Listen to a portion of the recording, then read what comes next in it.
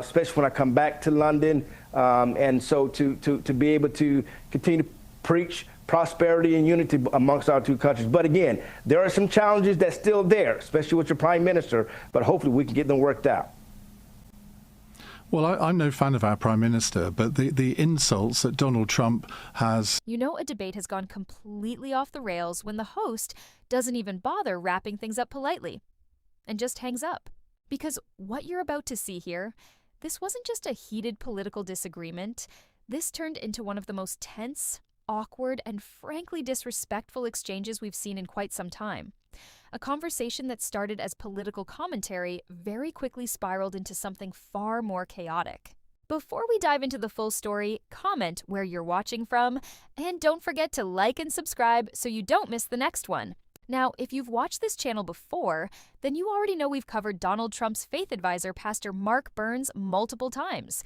But out of all the appearances, interviews, and controversial moments we've looked at, this one might genuinely take the crown. Because this wasn't just disagreement. This wasn't even standard political back and forth. What unfolds here feels unnecessarily combative, surprisingly personal, and at moments downright disrespectful. During this interview, Pastor Mark Burns repeatedly takes aim at the UK, not just politically, but symbolically. We're talking criticism aimed at the monarchy, pointed comments about the Prime Minister, and rhetoric that clearly begins to test the patience of the host. And here's the thing. Political disagreement is normal. Heated debate, also normal. But there's a line where viewers stop watching a serious discussion and start wondering, wait, how did this go so far off the rails? Because as tensions rise, the frustration in the room becomes impossible to ignore. You can literally feel the atmosphere shifting as the host starts pushing back harder and harder, clearly growing tired of the constant jabs and dismissive remarks. And eventually, he reaches his breaking point. No dramatic goodbye, no polished ending, no thanks for joining us. Just enough is enough.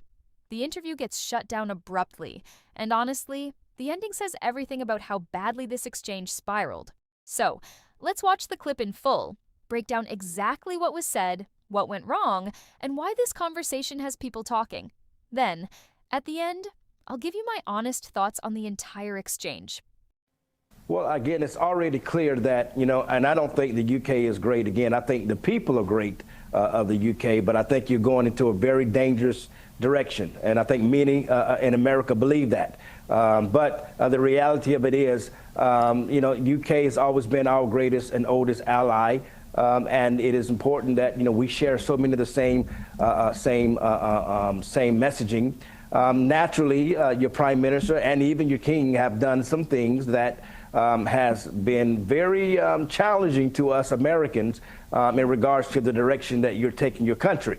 But the reality of it is, this was a good day to continue to build upon our previous strong relationships. And yes, some of the things the king said, I believe, were unnecessary. And that he really needs to, again, stick to kissing babies and also being the head of the Christian church. I remind him. I'm sorry. Don't be so insulting to the king. He made a very, very thoughtful speech there with some important messages, particularly around our collective security. And you resort to an insult about he should stick to kissing babies. Grow up. I think you confused my statement, and I'm sorry you may be a little slow in what I'm saying. I'll speak slower so you can understand, because what I said was not an insult at all. I think, again, I made it very clear that this was a great day for Great Britain and for the United States. I think this is a beautiful thing. It's an honor that His Majesty took time out of his schedule to come to the United States of America. It's a beautiful thing, and I think that this is the kind of the unity that we need to continue to build on. There are some policies that you are having in your country that is challenging to us conservatives here in America, but that's neither here nor there. Again, so I'm sorry you must have misunderstood what I said as an insult. It wasn't an insult.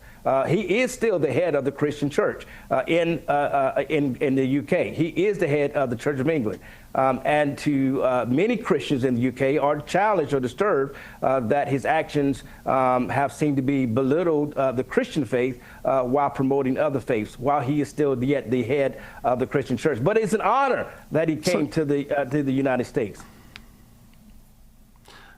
Sorry, he spent a substantial section of his speech reaffirming his Christian faith and explaining why it's important not just to him, but to our country, to your country. I'm not quite following you about how he's sort of tried to undermine it. Well, again, I'm not speaking specific to the speech. I think the outcry of American Christians and the outcry of the UK Christians previously has caused His Majesty to echo his strong sentiments of the Christian faith. And that's a beautiful thing. That's what we wanted to see. That's what we want to hear. Again, that is more so for the Christians in the United Kingdom. Who felt very strongly that their king, the head of the Church of England, has diverted from, promoting the Christian faith in the UK. But again, I think it was a beautiful thing. I think to see all of the great supporters who were there to support His Majesty, the King, what an honor. I do hope to get to meet him myself, especially when I come back to London. And so to be able to continue to preach prosperity and unity amongst our two countries. But again, there are some challenges that's still there, especially with your prime minister, but hopefully we can get them worked out. Well, I'm no fan of our Prime Minister, but the insults that Donald Trump has doled out to him ever since the attacks on Iran have been utterly despicable, not the sort of thing that you would expect from the head of one state to the Prime Minister of another. And then 3 days before this visit takes place, we have administration officials, apparently with the endorsement of the White House, saying that President Trump is calling into question UK sovereignty over the Falkland Islands. And you think, well, on what planet is that an appropriate thing to do 3 days before the King of the Falkland Islands visits this country? Well, I think the real question should be asked is what planet do you live on to where the United States' greatest ally, the UK, refused to support the United States of America's positioning to open up the Strait of Hormuz and to support UK. It is you who need the oil, not the United States of America. It is you who need to make sure that that strait is open. But yet we are risking our soldiers. We are helping the millions upon millions of Iranians who are thanking President Trump for coming to their rescue and removing that evil regime. Even right now, and I spoke to the president a couple of days ago about Iran, and even now, the very fact that their leadership is all in chaos just shows once again why it was good that Donald Trump, President Trump, acted upon that. So it's challenging when the UK refused to send naval support. It's challenging, and again, what planet you living on when our greatest ally refused to help us when we needed them. But yet, trust me, when it comes time for the UK to need us, the United States of America will be there. The fact is that Britain has come to America's aid on many occasions in the past. President Trump didn't even seem to know that we did after 9/11 on Afghanistan. It is for sovereign nations, whether it's Britain, Germany, France, any nation, to decide whether they are going to take part in military action. Now, I happen to disagree with our government stance on this, but I fully respect our elected government's right to make that decision. And Sure. I mean, as you well know, there have been occasions when America has done things which haven't been to the advantage of our country. But these alliances, they are formed over decades, not temporary sort of years, and they have to endure if our collective security is to endure. But that doesn't mean to say that when Donald Trump says jump, we just say how high. International relations don't work like that. Well, you're speaking about the Trump deranged syndrome that you clearly have, and many of those in the UK have. We're not talking about Donald Trump. We're talking about the government of the United States of America. President Trump is the elected commander-in-chief. But the government of the United States of America. Absolutely, I fully recognize that. So you're talking about Donald Trump, and you're talking about his personality. You never met the man, but you're talking about his personality. I haven't mentioned his personality. Then he says how high. That's a Trump deranged syndrome mentality. We're talking about the security of our two great nations, and the reality of it is, you are part of NATO, and so when the United States, who is a member of NATO, needs or requesting help, you should in return. An organization which President Trump consistently undermines. At the hands of the evil regime. And thanks to President Trump, they are now in a leadership situation to where things are falling apart internally in their own nation. And that gives an opportunity for democracy and the beautiful people of Iran to rise to the situation.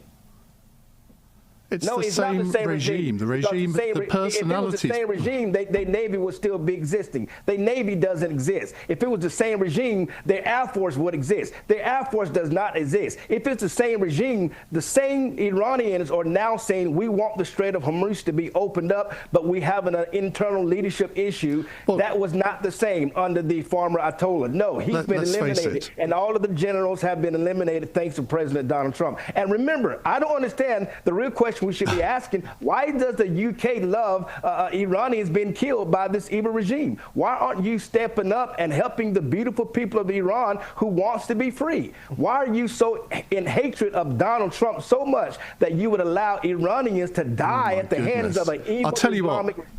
and not step up to plate in the system?